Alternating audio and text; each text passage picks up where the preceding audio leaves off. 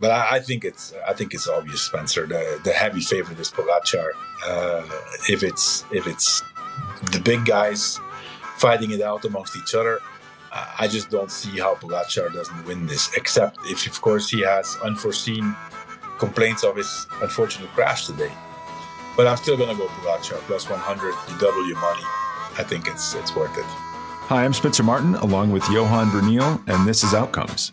Outcomes is for informational and entertainment purposes only. Nothing in this podcast should be considered financial advice. Please gamble responsibly, and if you or someone you know has a gambling problem, seek help from a professional resource. Hosts and guests may have financial interest in the bets discussed. Past performance does not guarantee future results. Everybody, welcome back to Outcomes. I'm Spencer Martin. I'm here with Johan Bruyneel. We're predicting stage 12 of the Tour de France, the first real mountain stage to OÖTCOMES.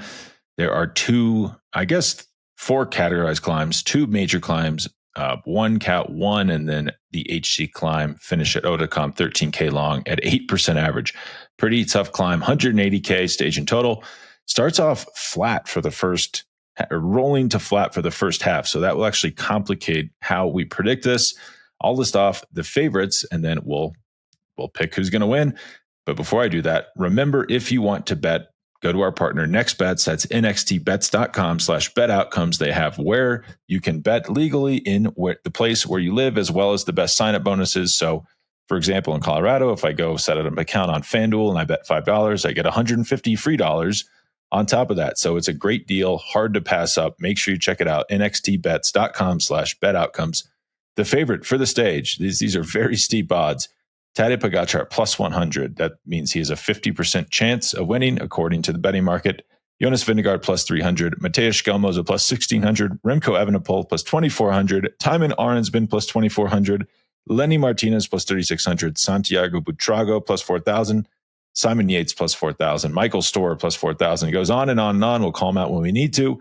And remember, if a rider is plus 100, that means if you bet $100, you get 100 in profit. So you return 200 total.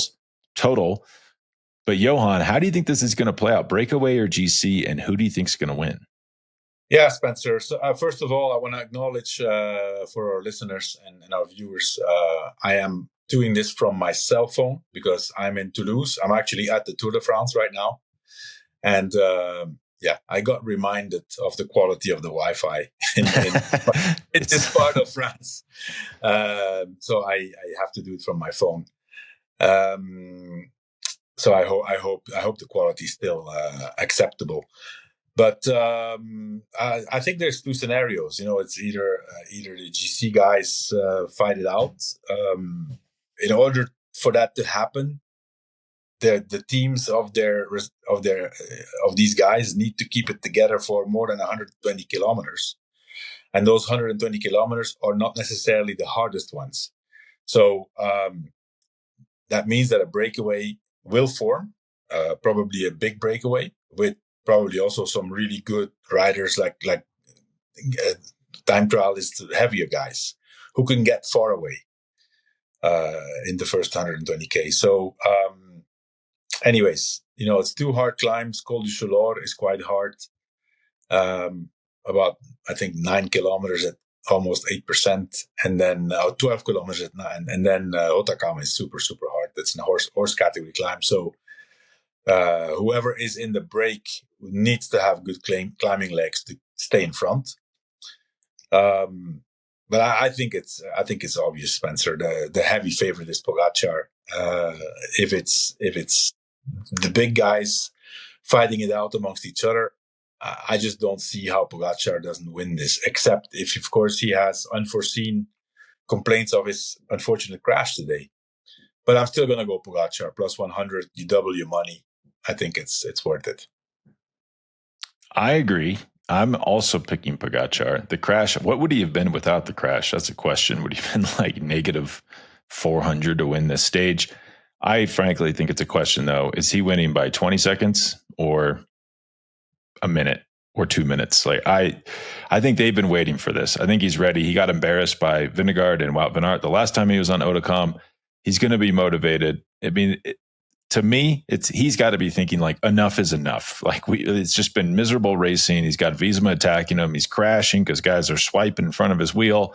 Like he's just got to get a lead. Like let's just end this race as soon as possible. He can end it tomorrow and Friday, if he does well in the time trial. I think he's going to try to do that.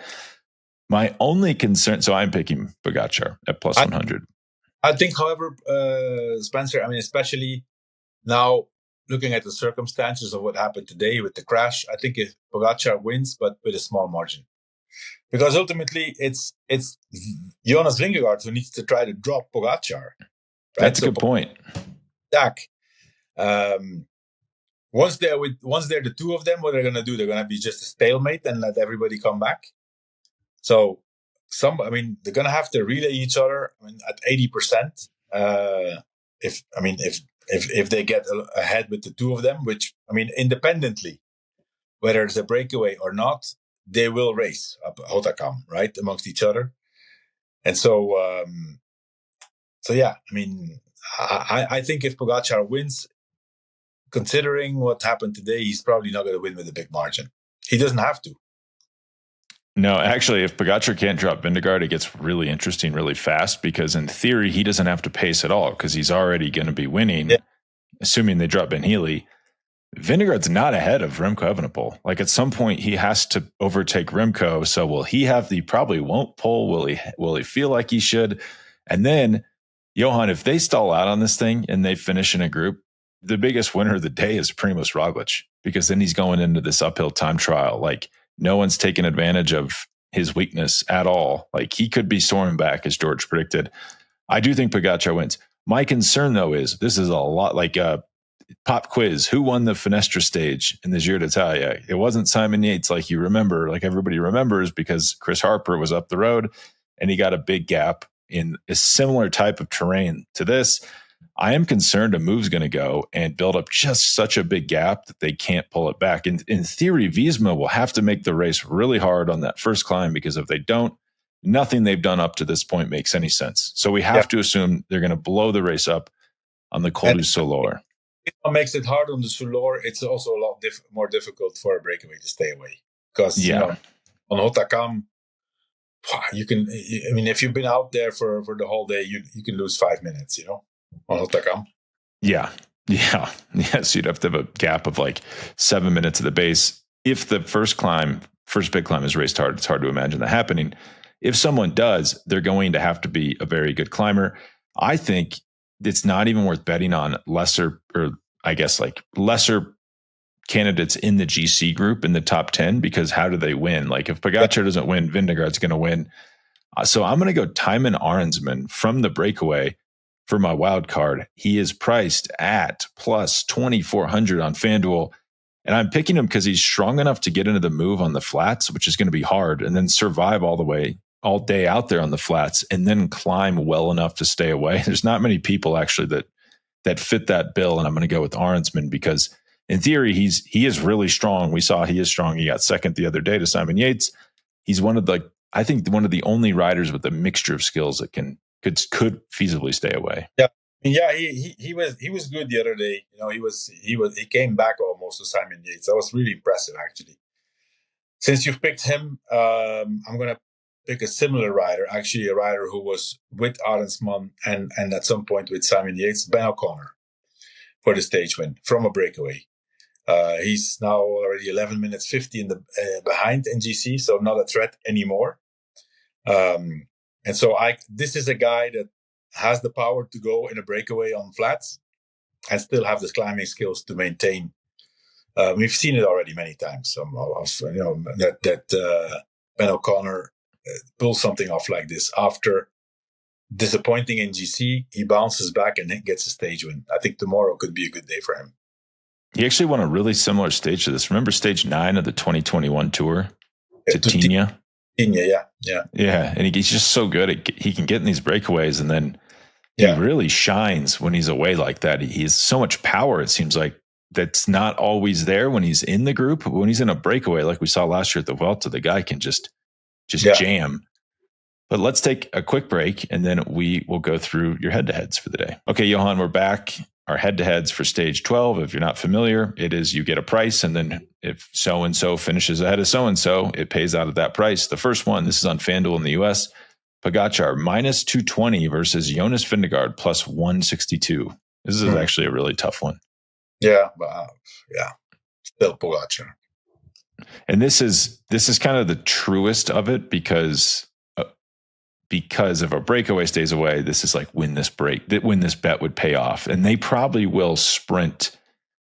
They probably will contest the line here, even if a break is away. So you're not just like betting if Vingegaard rolls over the line in front of Pogačar.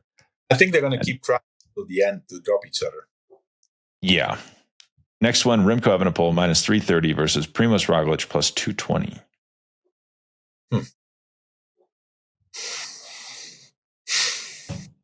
I'm surprised by this line, to be honest with you.